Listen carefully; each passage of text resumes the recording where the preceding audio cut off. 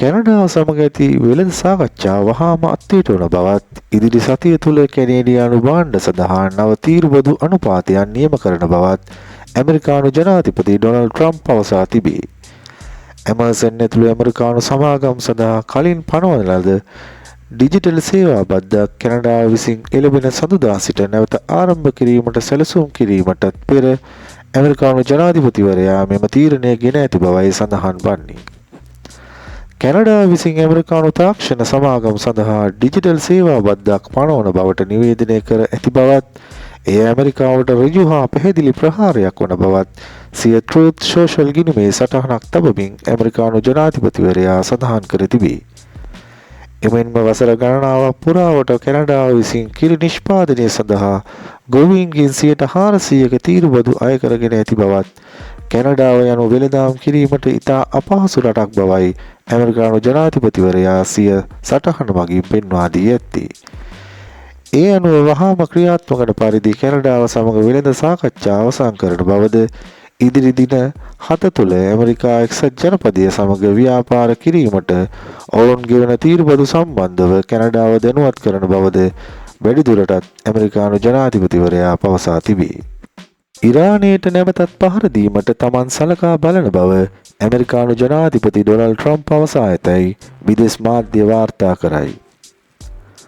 දවල මන්දිරයේ පැවති මාධ්‍ය හමුවකට එක්වෙමින් මාධ්‍යවේදියෙකු නැගූ ප්‍රශ්නයකට පිළිතුර ලබා දෙමින් ඇමරිකානු ජනාධිපතිවරයා පවසා ඇත්තේ ඉරානයට යුරේනියම් සැලකිය යුතු මට්ටමක සුපෝෂණය කළ හැකි බවට බුද්ධ්‍යංශ නිගමනය කළහොත් තමන් කිසිදු සැකයකින් තොරව ඉරානයට නැවත පහර දෙන බවයි. මින් පෙර සතියන්තයේදී ඊශ්‍රායලය සහ ඉරානය අතර ගැටුමට ඇමරිකාව ඍජුව සම්බන්ධ වෙමින් ට්‍රම්ප් ඉරානයේ භූගත න්‍යෂ්ටික මධ්‍යස්ථානවලට බංකර් බස්ටර් බෝම්බ ප්‍රහාරයක් එල්ල කළේය. මේ අතර ඉරාන උත්තරීතර නායක අයතුල්ලා අල් කමේනි පසුගිය අඟහරුවාදා සටන් විරාමයෙන් පසු තම පළමු දේශනය පවත්වමින් පැවසුවේ ප්‍රහාර වලින් සැලකිය යුතු කිසිවක් අත්කර ගැනීමට ඇමරිකාවට නොහැකි වූ බවයි. ඉරානයේ න්‍යෂ්ටික වැඩසටහන කඩාකප්පල් කිරීමට මෙම ප්‍රහාර වලින් සැලකිය යුතු කිසිවක් ඉටු නොවූ බවත් කටාර්හි ඇමරිකානු ගුවන් කඳවුරට එල්ල වූ පළිගැනීමේ ප්‍රහාරය ඇමරිකාවට දැඩි පහරක් බවත් දෙරට අතර යුද ජයග්‍රහණයෙන් ඉරානයේ ජයගත් බව ඔහු පවසා තිබේ. මීට පිළිතුරු ලබා දීමෙන් සිය ට්‍රූත් සෝෂල් ගිණුමේ සටහනක් තබමින් ඇමරිකානු ජනාධිපතිවරයා සඳහන් කර ඇත්තේ යුද්ධයෙන් විනාශ වූ ඉරානයේ ඊනියා උත්තරීතර නායකයා වන අයතුල්ලා අල් කමේනි ඊශ්‍රායලය සමග ඇති මෙම යුද්ධයේ ජයග්‍රහණය කළ බව පැවසීම මෝඩකමක් වන බවය. එමෙන්ම කමේනි රැකවරණය ලබන ස්ථානය තමන් නිවැරදිව දැන සිටි නමුත් ඔහුව ඝාතනය කිරීමට තමන් ඉඩ නොදුන් බවත් ඇමරිකානු ජනාධිපතිවරයා සිය සටහනේ සඳහන් කර තිබේ. එමෙන්ම තමන් පසුගිය දින කිහිපය තුළ සම්බාධක ඉවත් කිරීම සහ අනෙකුත් දේවල් පිළිබඳ තමන් කටයුතු කරමින් සිටි නමුත් ඒ වෙනුවට ඉරාන ආධ්‍යාත්මික නායකයා තමන්ට කෝපය සහ වෛරය ප්‍රකාශයකින් පහර දීම හේතුවෙන් තම සම්බාධක සහ සහන බොහෝ දේවල් වහාම අතහැර දැමීමට පියවරගත් බවත් ඇමරිකානු ජනාධිපතිවරයා සිය සටහනේ වැඩිදුරටත් සඳහන් කර තිබේ.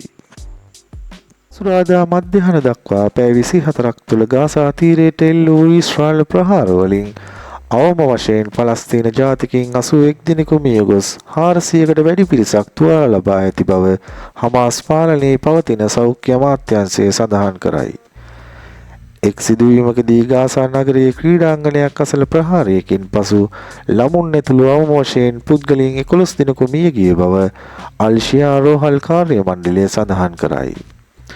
කුඩාරම්වල ජීවත් වන අවතැන් වූ පුද්ගලයන් නවාතැන් ගැනීම සඳහා අදාළ ක්‍රීඩාංගණය භාවිතා කර තිබූ බව වාර්තා වේ.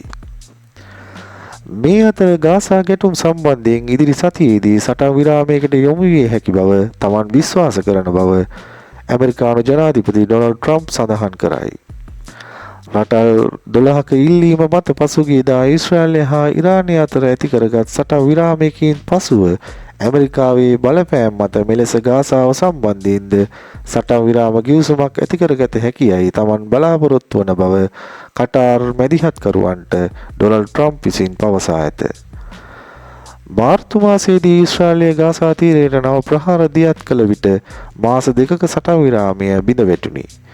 ජනවාරි 19 වෙනි දින ආරම්භ වූ සටන් විරාම ගිවිසුම අදියර 3කින් සමන්විත වන පරිදි සකස් කරන ලද නමුත් එය පළමු අදියර ඉක්මවා ගියේ නැත.